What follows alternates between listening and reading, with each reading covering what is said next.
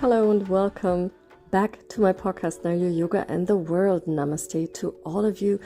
Thanks for joining me again. So, if you remember the last episode, we talked about how uncomfortable feelings often begin to rise when our life gets quieter, and feelings that have been covered before do emerge. Feelings like sadness or anger or emptiness, or maybe just, some vague feeling that there's probably more inside of me that I knew or that I wanted to know of.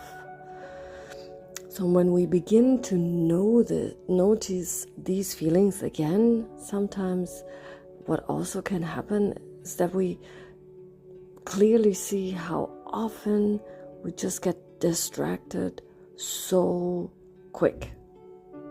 Like how quick our attention gets pulled outward instead of inward, How quickly we move away again from ourselves. How quickly we move again to the phone or to the conversation, into a message. We talked about this already.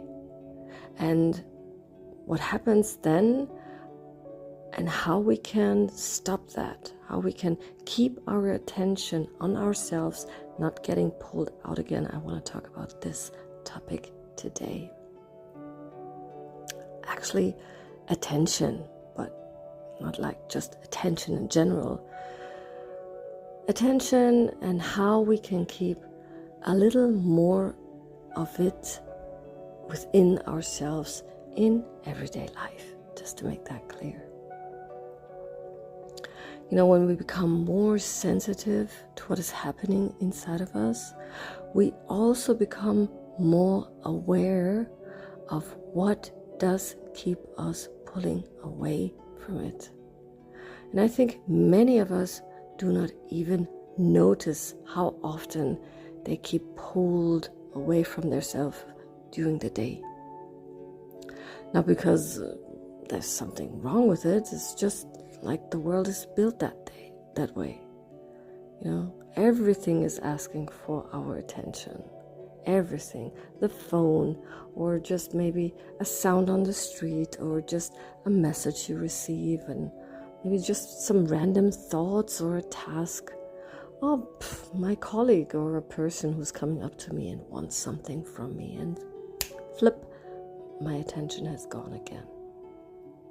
It's not really especially dramatic.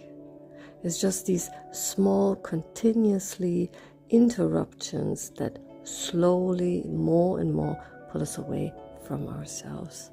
And by the end of the day, we do feel tired or scattered or sometimes just hollow or empty. Wasn't a big thing happening that day. It was not really like a trauma happening. It's just little by little things again and again. Because inwardly, we have been moving all day long. And when we begin to come back to ourselves, when we start to think of us, this comes more and more obvious. Because before, we may have been just moving through our days and not even noticing that we were losing ourselves. But once there is more awareness with ourselves, we do begin to notice. And then we do begin to notice that this constant reacting is just tiring. This constant switching does make us restless. And this constant availability really does cost us energy. So now the logic and immense important question is, how do I stay with myself when so many things keep pulling at me? How do I keep my attention on myself? I think attention is something very valuable and should be treated that way, valuable. And yet we do often treat it like it is endless available. And this is why protecting our attention is so vital. And it begins with small everyday moments. For example, in the morning, what is the first thing you let in after waking up? Is it your phone? Is it a message? Or is it just other people's thoughts? Can we give ourselves one small moment first in the morning? It sounds simple. It makes a big difference. Whether your nervous system has to start running immediately in the morning or whether you get to arrive within yourself first. The same things happening throughout the whole day. Take your meals, for example. Sometimes one boundary can be as simple as this. Right now, I'm eating. I'm not chatting with you. I'm not gossiping or doing some other stuff. No, I'm just eating. And I don't do anything else. Just eating. May sound small, but often brings a surprising amount of calmness back into our system. Same is with messages. Not everything has to be answered immediately. Not every message is so urgent just because it appears on my phone or on my desk or on my computer. Sometimes it helps to leave one small moment between the stimulus and the response. Stop, check, then operate. First read it, take a breath, and then decide. Do I want to answer this right now? Do I have to answer it right now? Do I have the capacity for it? Or am I just doing it because I'm used to be available all the time and answer instantly? That is to taking care of yourself. It is self-care. It is not harsh. It is not selfish. It is just conscious acting. And another important area in the way we handle our conversation is there too. Sometimes we know already very clearly when we are in the middle of a conversation with somebody. We do know already, actually, I'm already tired of this.